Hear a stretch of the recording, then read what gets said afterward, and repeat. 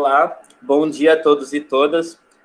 Quem fala aqui é o Nelson Teodoro Júnior e comigo, formando o grupo, é o João Rufino, o José, a Juliana, o Matheus e o Vinícius. Vamos falar sobre a digestão e a excreção nos vertebrados, a morfologia dos tubos digestivos e os sistemas renais. E o nosso professor é o Vitor Ribeiro Cedro, né, na nossa disciplina de zoologia. Bom dia, pessoal. Eu vou dar início à introdução básica do sistema de digestão dos animais, dos vertebrados. A gente começa com o divisão dos vertebrados, que são os monogástricos e os poligástricos. Monogástricos inclui os humanos, as aves, os suínos, cães, gatos, coelhos e equinos. Os poligástricos estão no grupo de ruminantes, mamíferos dátilos, que estão os girafas, os veados, bovinos, ovinos e inclui também os camelos. Dando continuidade, pode passar. A gente tem o vertebrado o bovino, que é um poligástrico. Por que poligástrico? Ele contém 4 compartimentos de estômago, sendo o principal o abomaso, que a digestão termina no intestino, a sua digestão e absorção do nutriente dá por finalização no intestino delgado. Os sistemas de digestão são bem desenvolvidos em relação aos demais vertebrados. Como eu falei, a presença dos compartimentos, que é o rumen, retículo, omaso e o abaso. Os ruminantes ele também têm a capacidade de mastigar e regurgitar, ele faz a regurgitação e ele mastiga novamente o alimento que foi até o retículo que volta para a sua boca. Ele faz a mastigação novamente, tritura melhor para ele ser melhor aproveitado os seus ácidos e seus ácidos. Pode passar. Diferente dos poligástricos, a gente tem os monogástricos. A ave e o cão, a galinha e o cão. Como você pode ver na imagem, a galinha ela tem um sistema diferente. O intestino dela contém uma parte chamada de papo, que é onde a gente assemelhou o papo, faz a mesma função do seco do equino, que também o seco está presente no equino, no coelho e no suíno. E como você pode ver, o sistema digestivo do cão, ele não contém esse outro compartimento que está presente no equino e no suíno. Pode passar, Nelson.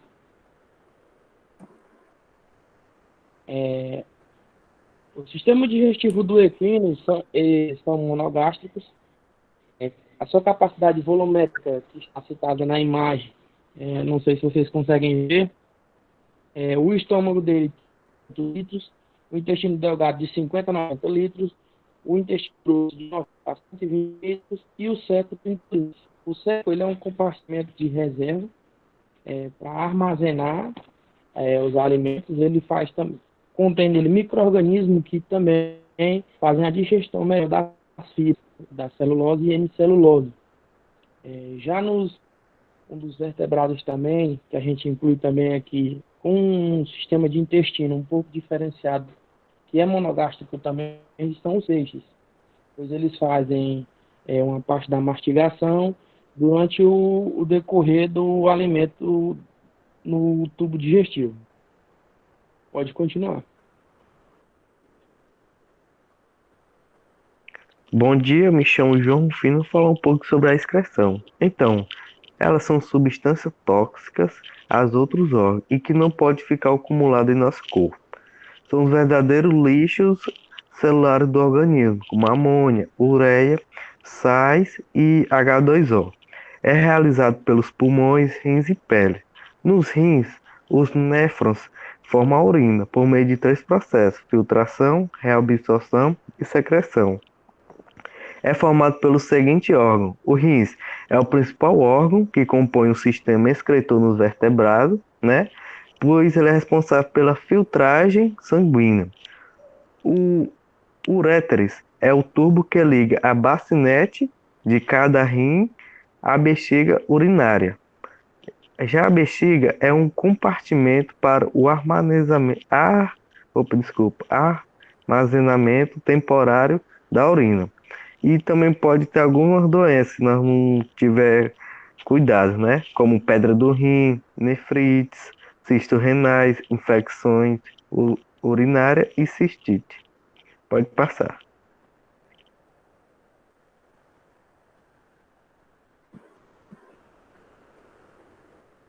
Olá, pessoal. Juliana falando. Eu irei dar continuidade, sobre o sistema digestório dos vertebrados, que degrada o alimento em moléculas pequenas, absorvíveis pelas células que são usadas no desenvolvimento e na manutenção do organismo e nas suas necessidades energéticas. É constituído pela cavidade oral, pela faringe, pelo tubo digestório, esôfago, estômago, intestino delgado, intestino grosso e canal anal. Em seus anexos, pâncreas, fígado e vesícula biliar, os vertebrados possuem sistema digestório completo, boca, tubo digestório e ânus. As grandes funções do sistema digestivo são os 4 processos principais: digestão, secreção, absorção e motilidade, mais os mecanismos que os controlam os anexos. Uma outra função relativamente menor é a eliminação de pequenas quantidades de certos produtos finais, desses processos de transformações dos alimentos, principalmente através da bilis, um líquido produzido pelo fígado, que ajuda a maioria dos vertebrados a fazerem a digestão. As fezes, que consistem em material ingerido que não foram digerido nem absorvido, e também micro-organismos saem do sistema através do ânus no extremo final. Pode passar o slide, por favor. O início da degradação do alimento ocorre na cavidade oral, onde os dentes o trituram, transformando em pedaços menores. A saliva o umedece, lubrifica e inicia a digestão. E a língua mistura os fragmentos com a saliva, formando o bolo alimentar, e promove a sua deglutição.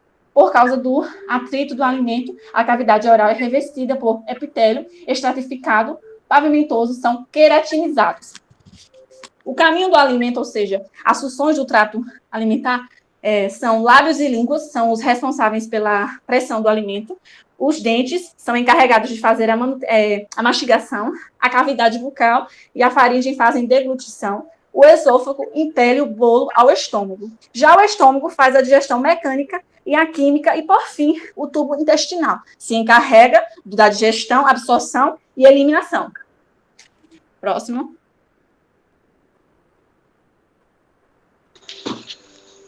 Bom, pessoal, José Roberto, eu vou apresentar um pouco do sistema digestório, com foco principalmente nos poligástricos, né? Porém, existem algumas observações para se fazer ainda antes de entrar nesse tema, né? O que acontece? Né? Nos peixes, anfíbios também, quando eles estão na fase ainda aquática, eles não têm o sistema, as glândulas salivares não produzem saliva, né?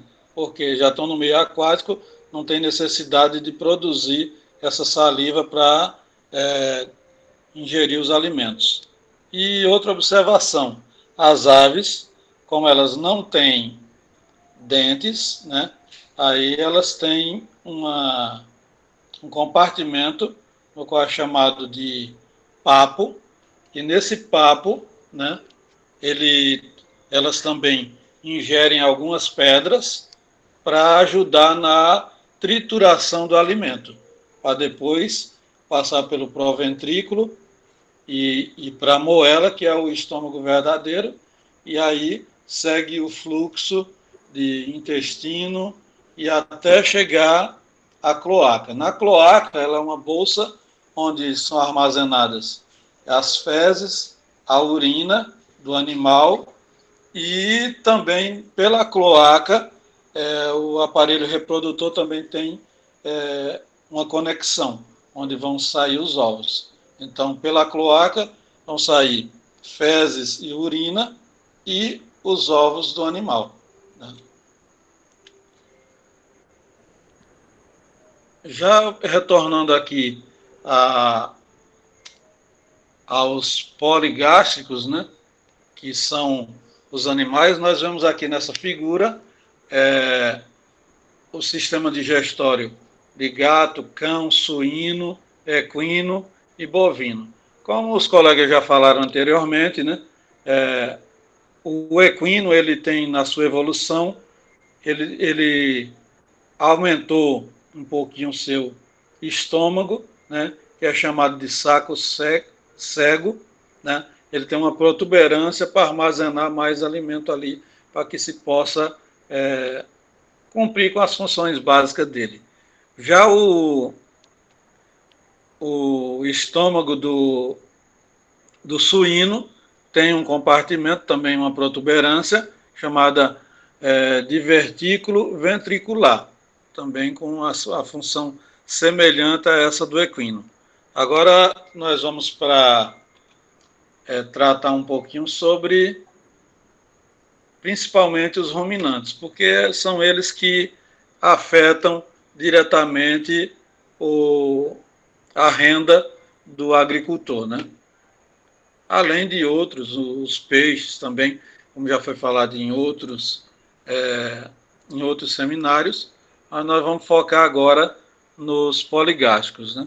Os poligástricos, como já foi falado anteriormente, eles têm essa particularidade, né, que eles se alimentam, o alimento vai até o rumen. No rumen é um compartimento enorme, é o maior compartimento do estômago dele, e ele, nesse rumen, onde vai ocorrer a digestão, como o colega já falou, de celulose e hemicelulose e amido, porém, é nesse local onde existe a atuação de toda a fauna microbiana do animal. Então, esses animais, as bactérias, fungos, eles vão atuar nesse alimento, vão degradar o alimento no máximo que eles puderem, vão absorver todos os nutrientes necessários para a sua sobrevivência, e aí, depois eles terminam o ciclo de vida dele. E esses nutrientes que foram processados pelas bactérias vão continuar no bolo alimentar, vai até o retículo, do retículo o animal regurgita, vai para a boca, tritura mais um pouco e aí retorna para o omaso, né? E no omaso acontece a absorção de água, acetato, propilato e butirato. Depois que acontece essa absorção, já está aí também um processo mecânico nesse bolo alimentar, que já está bem triturado. Ali também existe a atuação de algumas bactérias e fungos, e ele é enviado para o rumen. O rumen não, o abomaso. O abomaso é o estômago verdadeiro, onde vai acontecer a atuação dos ácidos gástricos, né? Principalmente ácido clorídrico, que vai matar alguns micro-organismos e vai acontecer a digestão peptídica, né, de micro-organismos. Vai começar a absorção dos nutrientes daquelas bactérias que absorveram nutrientes de toda essa celulose que aconteceu nos processos anteriores. Então, na sequência, depois do abomaso, esse bolo alimentar, que era um bolo alimentar propriamente dito, ele vai para o intestino, onde vai continuar o processo semelhante aos outros animais vertebrados, né? Vai acontecer a absorção de nutrientes, depois vai para o intestino grosso, onde acontecerá outros nutrientes, e uma observação importante é que nesses animais, não só nesses animais, em todos os vertebrados, o fígado é uma máquina muito interessante nesse processo todo, onde ele vai absorver o excesso de nutriente que o organismo precisa, vai transformar em glicogênio. Esse glicogênio são as reservas nutricionais, né, que vai produzir a gordura no organismo do animal, e aí, quando chegar a tempos difíceis, onde o alimento for escasso, ele faz o processo inverso, né? Ele vai pegar a gordura e vai transformar em nutrientes, nos nutrientes necessários para que, principalmente carboidratos, para que retorne, para dar a energia necessária para o animal poder sobreviver. Pode passar para o próximo. Bom dia, sou o Nelson, né? Vou dar sequência aos sistemas renais dos vertebrados, né? Em sua formação, envolve 3 tipos de rins. Vamos começar com o de cima à sua esquerda, que é o pronéfro, que dá início na 4ª semana dos embriões, né, de peixes e anfíbios, formando assim as primeiras unidades excretoras, denominadas de nefrótomos. São bem rudimentares e filtram apenas o líquido celomático e logo já se degeneram, né? Logo após 4 semanas, elas se degeneram, formando assim a imagem logo abaixo, o mesonéfro. O mesonéfro que serve como o principal órgão excretor dos aquáticos, né? Dando continuidade aos embriões, aos peixes e os anfíbios, né? E também ele serve como um rim temporário aos répteis, às aves e também aos mamíferos, contendo assim seu feto. Bom, sua característica, além de filtrar o líquido celomático, elas também começam a filtrar o sangue com o surgimento da presença do glomérulo, como está visto ali na imagem, a unidade funcional dos rins, onde o ramalhete capilar está circundado por uma membrana que chama cápsula de Bowman, sendo o local onde ocorre a filtração do sangue e a eliminação de resíduos, né? Bom, e por fim, os peixes anfíbios adultos continuam com mesonéfro e no metanéfro começa a surgir o mais desenvolvido, né, na ocorrência dos répteis, das aves e dos mamíferos já adultos, sendo assim, contendo assim como característica os néfrons, né, que é onde eles filtram essa substância de excreção a partir do sangue, e somente o sangue, né, já elimina o líquido celomático. E também no metanéfro ocorre a produção de urina, que é crucial para o seu desenvolvimento normal dos fetos, né, e seguindo assim. Bom, vou dar continuidade aqui aos sistemas renais.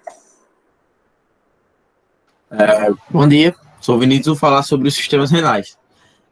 Os rins são um par de estruturas vermelhosas, castanhadas, que são em formato de feijão. Estão localizados no retropertônio, que é na parede posterior do abdômen. E também uma curiosidade é que o rim direito é menor que o esquerdo, que é devido à localização do fígado. A glândula suprarrenal, localizada no ápice de cada rim, o parênquima renal é dividido em 2 partes, o córtex e a medula. A medula é a parte inferior do rim. Ela contém a alça de Ellen, os vasos, os ductos coletores, as pirâmides renais, os cálices e a pelve renal. E agora o córtex, que por sua vez é localizado mais afastado do centro do rim, contendo os néfrons, que são as unidades funcionais do rim. A pelve renal é composta pela artéria renal, que é veia renal e a uréteres, que os rins recebem de 20% a 25% do débito cardíaco total, significando que todo o sangue do organismo circula através dos rins aproximadamente 12 vezes por hora. A artéria renal, ela se origina-se da aorta abdominal, que se divide em vasos cada vez menores, formando as artériolas, que são aferentes, ramificando-se em glômerulos. E o glômerulo é responsável pela filtração do glomerular, que falando bem assim sobre as funções do rim, é responsável pela formação de urina, excreção dos produtos residuais, regulações dos eletrolitos, regulação do equilíbrio do ácido básico, controle do balanço hídrico, controle da pressão arterial, a coerência renal, regulação do produto, da produção de eritrocitos, da síntese da vitamina D, da secreção de prostaglandinas, e regula o equilíbrio do cálcio e do fósforo. E também ativa o hormônio do crescimento. Pode passar. Olha, essas foram nossas referências utilizadas para fazer nossa apresentação. Muito obrigado a todos e um bom dia.